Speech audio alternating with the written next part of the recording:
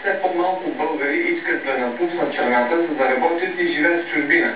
Статистическите данни преобръщат тенденцията от началото на 90-те, когато около 1 милион наши сънародници заминаха зад граница.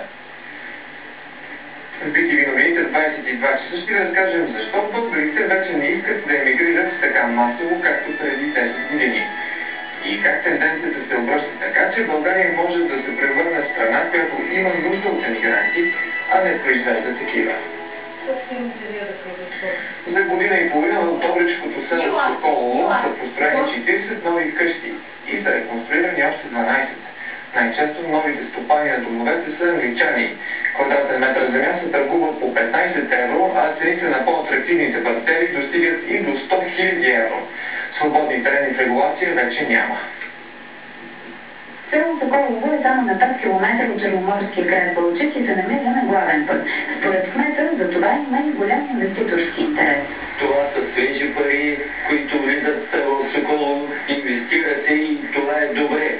Това е добре, защото с строителство, което се извършва на територията на Соколово, намалява и безработицата. Когато Майкъл и Джей се решили да напуснат Великобритания, за новия сезон се колебаели между Испания и България.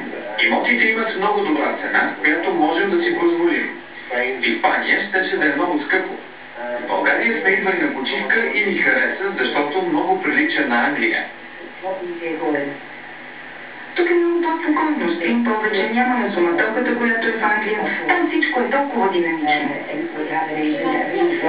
Друг англичанин е в Соколово вече 3-та година и смята да остане завинаги. Да, аз живея тук и аз не е интерес от Англия. Може за екскурзии, аз съм до Англия само за това. Независимо обаче, че селото се оживява, проблем все още са лошите пътища и старата канализационна мрежа. Сцената на военния театър събра десетки комисии.